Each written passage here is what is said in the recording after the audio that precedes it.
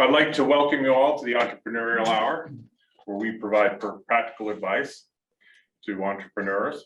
We're supported in part by Tech Alpharetta, which functions as an innovation center for startups. Today we have a special treat. We have Sebastian Flores with us today. He is the founder of OctoGifts, and he started this in his basement when he was in 7th grade. OctoGifts is an arts and crafts company built to spark joy and connection through fun. It is a unique product that appeals to kids of all ages, even adults. Sebastian faced a few obstacles when he started this, not the least of which was his age. He could not form a corporation, nor a bank account, nor set up an online store. So we needed someone of legal age to serve as his co-founder, that being his mother. Together, they launched OctoGifts and got it off the ground. OctoGifts grew and grew. Earlier this year, Sebastian fired his mother and became the acting CEO of OctoGifts. But that is another story, an experience that I don't think many of us will ever have. So, Sebastian, the floor is yours. Tell us about your experience. Okay, so good morning, everyone. Good morning, everyone. As you said, I'm Sebastian Flores. I'm now 15 and I'm a sophomore at Denmark High School. I started OctoGifts in 2019.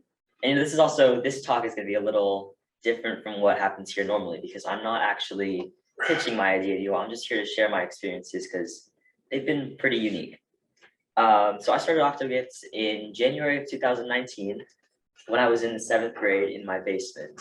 And it was my first, I'll say my first like real business because I'm not really sure I'd call them businesses before. They were more like lemonade stands in my basement or, you know, like my Etsy shop that had one customer who was my aunt. So yes, this was my first real business, and I started it selling these paper hearts that I had made that were kind of like these special candy dispensers. So you would buy this like around Valentine's Day, and I thought it was this really cool like kind of keepsake, like a twist on the classic box of chocolates. And I made them by printing out sheets of paper that I had designed on PowerPoint, cutting them out with scissors, and then putting them together. And it took like 3 hours to make one of them. But, you know, to me, it was worth it because I had no other way to make money.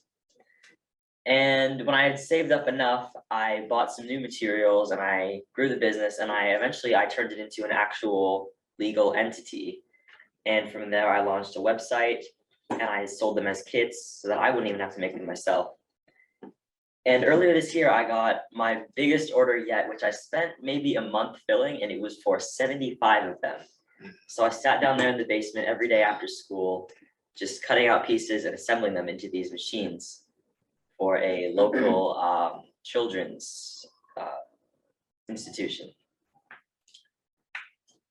So I'm here to share my experiences, and you know, looking back, I can see 4 essential skills or lessons that I learned by doing this. The first one is one that a lot of people struggle with, and I did too when I was a lot younger, and it's public speaking, which, I mean, you can tell right now I've kind of gotten better at. So obviously a lot of people, you know, they get nervous when public speaking, and it's an essential skill that you need to have as an entrepreneur because you need to be able to speak about your ideas and talk to people like we're doing right now. And even at my first pitch competition, I didn't even want to speak. I was going to have my mom, my co-founder, go up there and do the pitch competition for both of us. Because, you know, as a 13-year-old, I was nervous about going up in front of a group of adults and talking about an idea I had, being so much younger than them. But she convinced me about 5 minutes before, and I managed to read and memorize the pitch that we had written together.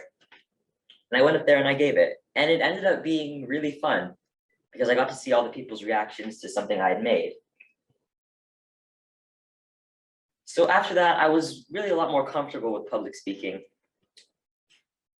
And eventually I was on a panel, and this is one of my favorite memories that I've had from OctoGifts. I was on a panel of entrepreneurs speaking at Clark, Atlanta, to a group of middle schoolers who at the time were the same age as me, about what I had done. And it was just amazing to see them. You could tell that they were really inspired by my story. And I think that really resonated with me. So since then, I've become a lot more comfortable with speaking about my ideas and about myself in front of groups. So that's the first skill. Second one ties back to the first one, and it's being able to pitch both my ideas and my products and myself to other people. So since I started this when I was 13, and I've never had a job before, like a traditional job. So I've never had to write a resume and never had to do an interview. So this, being an entrepreneur and being a part of OctoGifts, has been a great opportunity for me to practice those skills, because I've had to do multiple podcasts and interviews for articles, and just chances to practice pitching myself as a person and talking about my skills. And because of it, I'm so much more ready for getting an actual job and doing those interviews both for colleges and writing about myself. So those first two are kind of tied together. Now the third skill that I've picked up because of being an entrepreneur is the ability to streamline and reduce waste for processes and for just everything. So I mentioned earlier, I don't know if I didn't mention, but if you don't know, I'm a swimmer. I've been swimming for 6 years now. And a big part of swimming is reducing drag from the water around you so you can move faster. And you can kind of take that concept and apply it to everything in life. So with production, when I was filling those 75 orders, obviously I want to do it the most efficient way possible and reduce the drag so I can do it as quickly and get it done. So reducing the drag, I guess you could say, from outside is obviously one of those important things. And I kind of learned that because when I was first starting out, as I said, I was printing out these sheets and cutting them out with scissors, and it took about 3 hours. And then eventually I got it down because I saved up the money I had made from those first few sales, and I bought a desktop cutting machine so I could cut out the pieces of paper really quickly and they'd be more precise. And that took a little tweaking because I had to learn how to use it.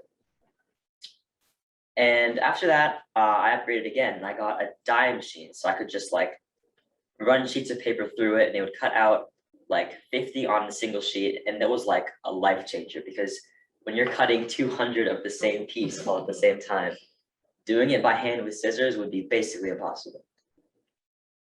And from there, I've scaled up and I found new, faster ways to do things. And that's the same concept that I've applied to my whole life. So from swimming to OctoGifts to schoolwork, everything I do, I try to do the most efficient way possible, and I can kind of attribute that to being an entrepreneur in OctoGifts. Now, the last lesson is the most important one, and it was kind of mentioned earlier, and it's independence. So when I first started, my mom and I were these equal partners, and then eventually it kind of grew, and I kind of took a step back, and she went in and filled the role. And then I decided earlier this year that I wanted to be the one in charge. So yes, I fired her. And I took over every aspect of the company. And it was a breath of fresh air, because I was able to be in control of everything and make all the decisions. And I was able to see the effects my decisions had on everything that happened in the company. And it was like I was the boss of myself. So that independence was the first time I really felt something like that, because you know, being in school is always like the teacher above you, or there's your mom working on the company beside you. But then when I was alone in the basement and I could design my own processes for the products that I had created on the website that I had built, it was like liberating. And that's an experience that I think this has given me that I'm really never going to forget. And it's really amazing that's something I can learn this young. So for this talk, what do I want you to take away? So all of you are here obviously because you are involved in local like startups and small business. And that's great. It's amazing. And that's something that you need to be taking to teenagers, because this is an experience before college. If you can already know that entrepreneurship is the path that you want to go to, or that this is what you want to do with your life, and having those experiences this young and learning those lessons that I learned can really help you both in college and after. So for all of you in this room, I want you to involve, if you have children who are teenagers, or if you know local teenagers, involve them in your businesses and get them involved in just local startups so that they can have experiences just like I did. Thank you. Good job. Yeah.